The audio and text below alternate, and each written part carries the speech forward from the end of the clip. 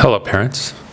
This video is part of the How to Teach Your Baby to Talk Earlier series. And the question that I'm answering in this video is, at what age should you teach your children the alphabet? The answer to that is from day one. The reason you want to start teaching your children the alphabet from day one is that, first of all, you need to practice teaching your child. You're not going to be a very good teacher from day one. But that's okay, they won't remember it anyway. But what will happen is, as you start talking to your baby, much like I'm talking to you, I'm not getting any feedback, and you won't be getting any feedback right away either. So you'll have to develop your presentation of looking at your baby and talking very clearly and distinctly. This will take some effort and some time for you to practice. The purpose of you teaching the alphabet, both forwards and backwards, at an early age is that by the time a couple of months roll around, you will be very clearly saying it, very distinctly.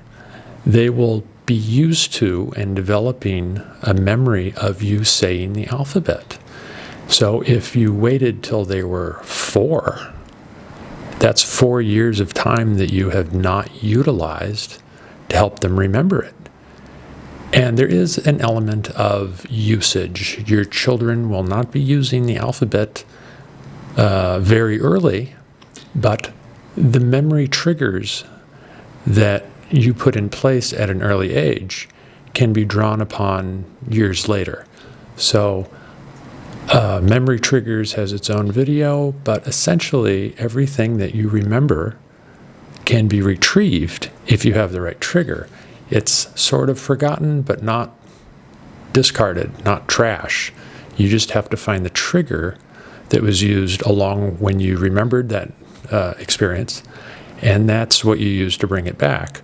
So maybe I would say, do you remember going to the circus? And you're like, nope, don't remember. But then if you smelled some fresh popcorn or something, you'd be like, oh yeah, I remember now, because that was one of the elements that was present when you had the experience.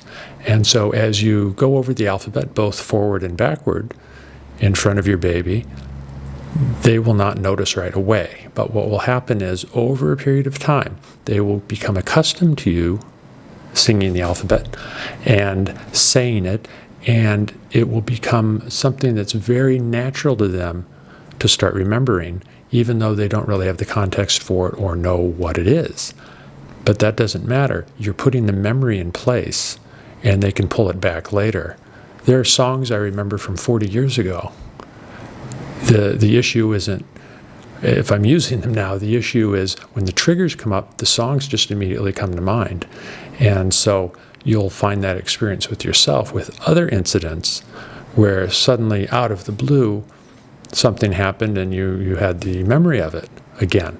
Well, a trigger went off. And so for your baby, you will be establishing the triggers, and each letter of the alphabet, as you say it in sequence, is a trigger for the next letter. When they do training of dogs, for example, they'll have an obstacle course for the dogs. And the dog cannot remember all of the obstacles, but what they can do is remember which one comes next.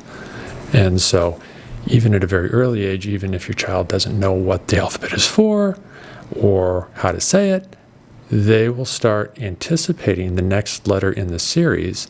And by providing this instruction at the earliest age possible, it gives that many more days for the memory to be reinforced. So if you say the alphabet every day for 2 years, that's over 700 times they've heard the alphabet in the correct order, clearly said. So for them to then go into the later years, well, not later years, I mean like 3, 4, 5, with having heard this 700 times, when they go to learn it, it has the basis is already there. And so the number sequences, counting, all sorts of other things with a sequence that you would go over many, many times will provide this reference point for your baby or your child. And one of the things that you'll want to do when they're older with the alphabet is show them pictures of the letters, and then when they're older, have them start writing with the letters. But the very first thing is just establishing the audio memory by hearing you say it over and over again each day. So that's it for that one.